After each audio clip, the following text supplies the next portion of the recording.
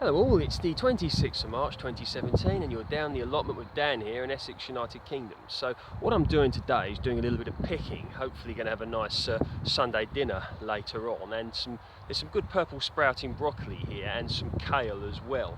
Now the weather has been, kind of mixed. We've had a few wet days, a few warm days for this time of year, and at night it does feel rather cold, like I believe it's about 3 to 6 degrees, so still rather chilly. Certainly not going to be putting much out yet at present, going to wait till mid or the end of May for that sort of thing. But going around the allotment now, doing a little bit of harvesting, and I thought I'd take you along with me and we'd have a little chat and a tour whilst we're in the process. So we're going to start here with the purple sprouting broccoli. So all I'm going to do is just snap some bits off like this. Now I like to eat this raw.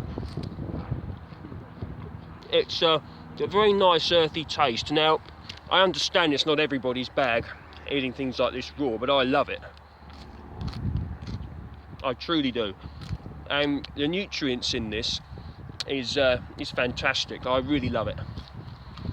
Now let's have a look here. Look at that. Obviously I'm doing this one-handed. I'm taking you guys around with me, but so it's not necessarily the best way of doing this, but they're just going in this bucket here, and they're going to be washed thoroughly, obviously, before eating. Don't take my word for it about eating stuff raw. You might want to do your research on food hygiene and that sort of thing before you go eating things raw. But I certainly enjoy coming down here and just doing a little bit of work, purposeful exercise, as one may call it. Another great crop, which you can probably see there, is some kale. I've spoken on the merits of this before. Highly nutritious, it's very hardy in our climate, and tastes great as well. I like to boil mine up and I have it with apple cider vinegar, but there's all sorts you can do with kale. I've never tried it myself, but apparently you can make crisps out of kale, and that's one of my weaknesses, crisps, in particular sweet chili and sour cream, and spicy salty crisps. I love them, and I'm going to look for ways to kind of stop eating so many, because I can devour huge bags very easily, and of course it's not good. This is starting to go to seed now, as you can see here, but very nutritious. I mean, these were set last year and they're still cropping. I mean, they were cropping over the winter.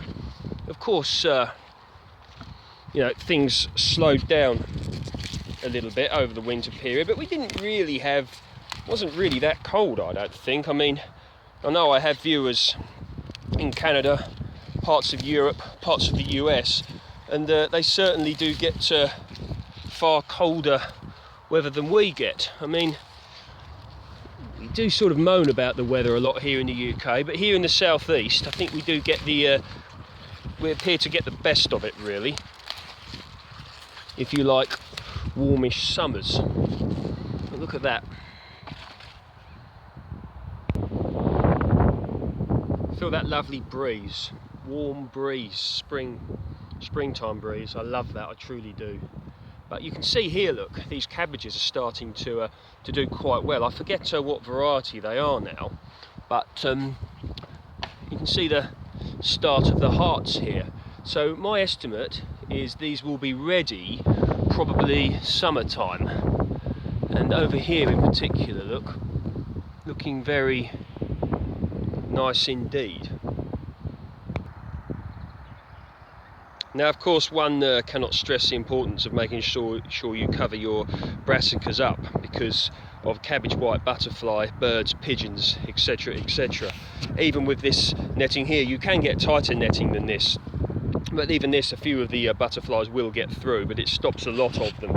And in a few months you will see cabbage white butterflies all over this netting, flying everywhere, trying to find a way to get in to lay their eggs on these cabbages, which then the caterpillars will then completely devour, and you will just be left with stalks.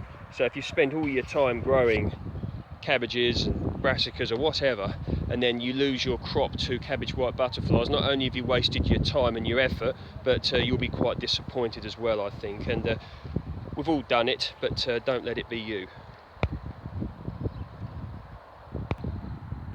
So now here we are, we're down for the dessert. Now, if the proof of the pudding is in the eating, or whatever you want to call it, that the no-dig method seriously does produce great crops.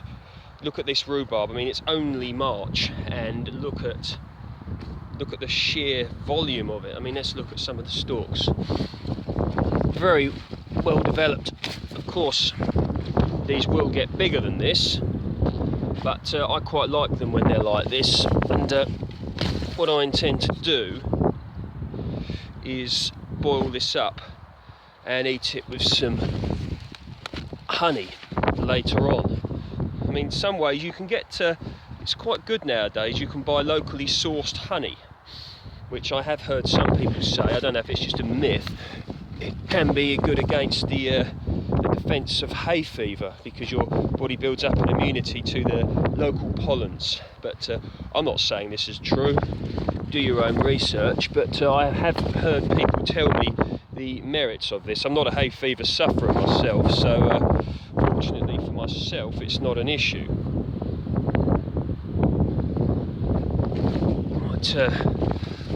Might get someone to make some rhubarb and apple crumble. I mean, as you can see, there is absolutely no shortage of this. I believe there's two varieties here.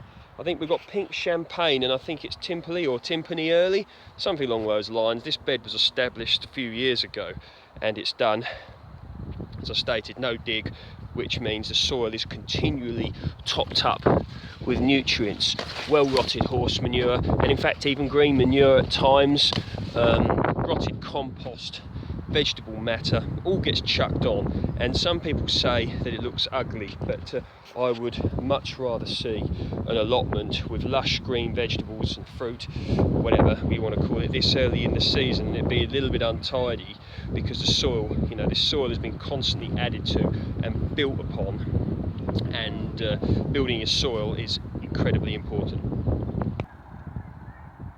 So anyway, that's a little bit of the harvest today.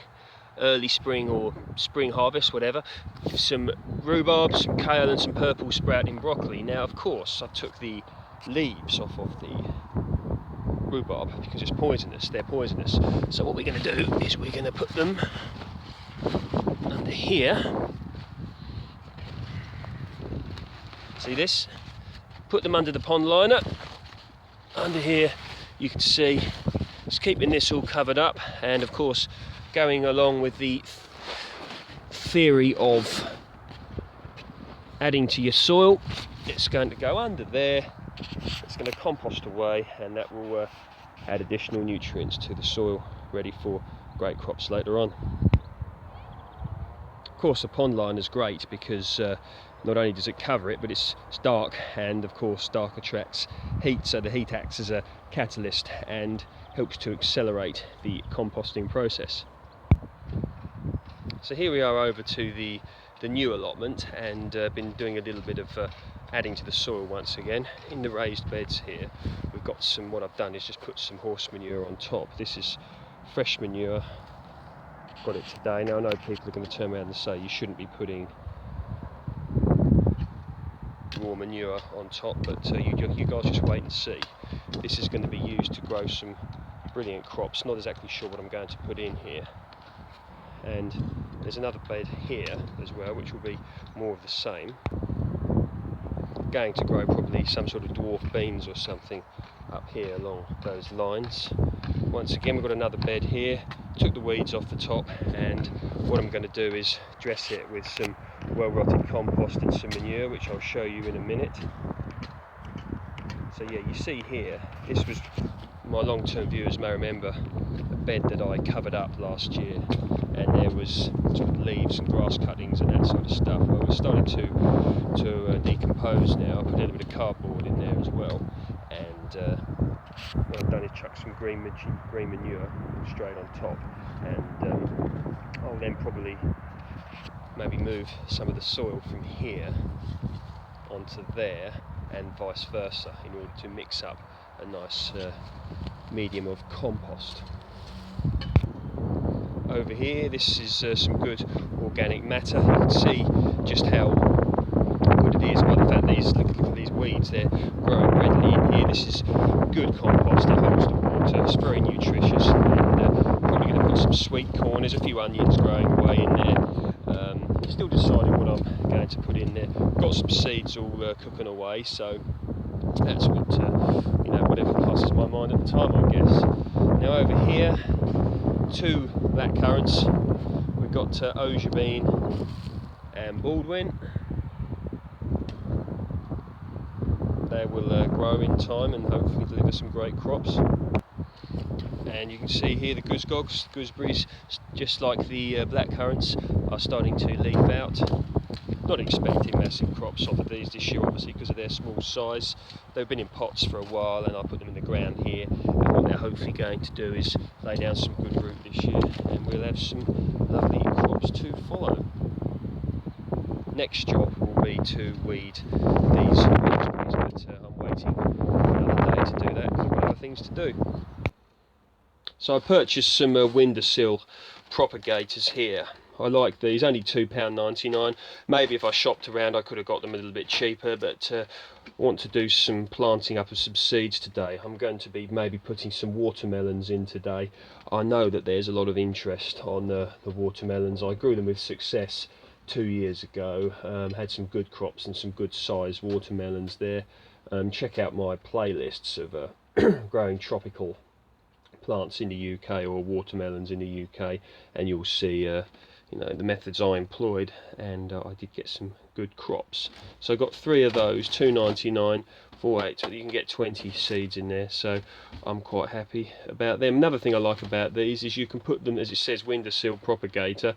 You just put them on your windowsill, and of course there's no holes in the bottom of this plastic here, and it keeps it clean and tidy without your muddy water. When you water things going all over the place, you can use the extra heat in your house and in your windows in order to get quicker crops, so that's good.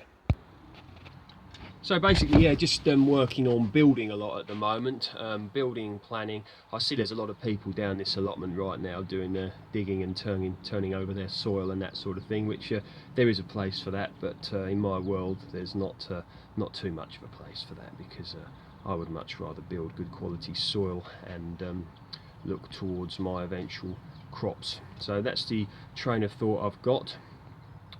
Mustn't get too keen this time of year with regards to putting things out, because we could still get frosts. So I hope you guys have enjoyed that little update. Take care and speak soon.